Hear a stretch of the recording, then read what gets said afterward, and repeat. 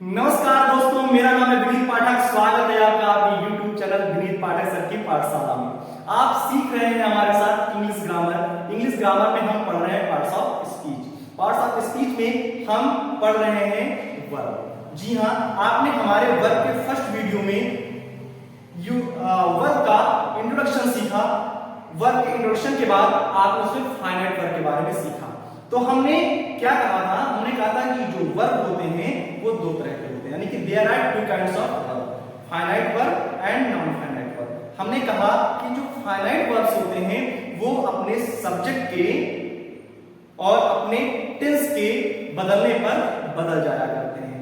जी हाँ, फिर से सुनिए। हमने कहा कि वर्ब ऐसे वर्ब जो अपने सब्जेक्ट के और अपने टेंस के बदलने पर बदल जाते हैं, फाइनाइट वर्ब कहलाते हैं। इस वीडियो में हम सीखेंगे दूसरा काइंड, कौन सा? Non finite verb. तो नॉन फाइनाइट वर्ब कौन से होते हैं बेटा? नॉन फाइनाइट वर्ब ऐसे वर्ब्स होते हैं जो अपने सब्जेक्ट और टेंस के बदलने पर नहीं बदलते हैं। जी हाँ, बिल्कुल सही सुना आपने। फिर से सुनिए। ऐसे वर्ब जो अपने सब्जेक्ट और अपने टेंस के बदलने पर नहीं बदलते हैं, नॉन फाइनाइट वर्ब्स कहलाते हैं। तो हम इस वीडियो में नॉन फाइनाइट वर्ब के बारे में सीखेंगे। तो हम इस वीडियो में सीखने वाले हैं non finite verbs. Non finite verb.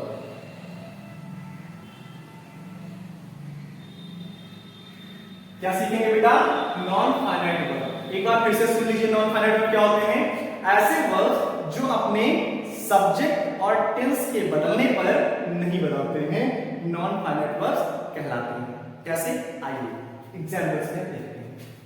तो नॉन फाइनाइट वर्ब में आप जनरली किनका प्रयोग करते हैं? ध्यान दीजिए। नॉन फाइनाइट में आप कह सकते हैं कि नॉन फाइनाइट में भी आपके इन्फिनिटिव आते हैं, इन्फिनिटिव आते हैं, फिर आपके पार्टिसिपल आते हैं और फिर आपके जीरंड आते हैं। ओके, तो ये तीन तरह की जो वर्ब्स होती हैं वो नॉन फाइनाइट वर्ब्स का पार्ट होती हैं। तो हम इन्हें समझने का प्रयास करेंगे। Infinitive, participle and gerund. Infinitive क्या होते हैं बेटा? इन्फिनिटिव जो होते हैं वो 2+1 की फर्स्ट फॉर्म होते हैं। 2+1 की फर्स्ट फॉर्म होते हैं। ओके, पार्टिसिपल क्या होते हैं? ये एक्चुअली तीन तरह के होते हैं। तो प्रेजेंट पार्टिसिपल जो होता है वो आईएनजी होता है। आप ऐसे समझ लो कि जो पार्टिसिपल होते हैं वो वर्बल एडजेक्टिव होते हैं, यानी वर्ब प्लस एडजेक्टिव होते हैं। ओके, और जो जीरंड होते हैं वो वर्बल नाउन होते हैं, यानी वर्ब प्लस नाउन होते हैं। राइट? तो इन्फिनिटिव क्या होता है? 2+ वर्ब की फर्स्ट फॉर्म। पार्टिसिपल क्या होते हैं? पार्टिसिपल होते हैं वर्ब प्लस एडजेक्टिव, यानी कि वर्बल एडजेक्टिव। जबकि जीरंड क्या होते हैं? वर्बल नाउन, यानी कि वर्ब प्लस नाउन। हम इनका जब विस्तृत प्रयोग पढ़ेंगे अलग अलग टॉपिक में, तब हम इन्फिनिटिव को प्रॉपर आपको सिखाएंगे, पार्टिसिपल प्रॉपर सिखाएंगे और जीरंड पार्टिसिपल प्रॉपर तरीके से आपको सिखाएंगे। लेकिन अभी हम यहाँ पर वर्ब को चूंकि पढ़ रहे हैं तो हम यहाँ पर लाइटली इनसे पास होकर के चले जाएंगे। तो हम यहाँ पर बहुत ज्यादा टाइम वेस्ट ना करते हुए हम सिर्फ वर्ब के बारे में समझने का प्रयास करेंगे। तो देखिए एग्जाम्पल से टू, जैसे I like to eat,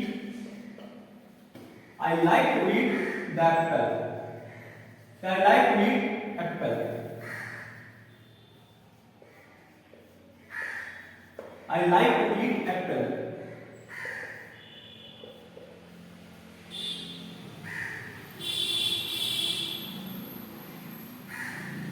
He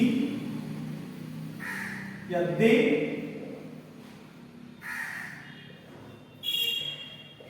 want to eat apple. She wanted या she चलिए शी वांटेड लिखते हैं, she wanted to eat apple. अब ध्यान दीजिए, मैं बहुत ज्यादा आपको भ्रमित करने वाला नहीं हूं, एक दो वर्ड से ही मैं आपको पूरा का पूरा सिस्टम समझाने वाला हूं। ध्यान दीजिए, to eat, to eat, to eat.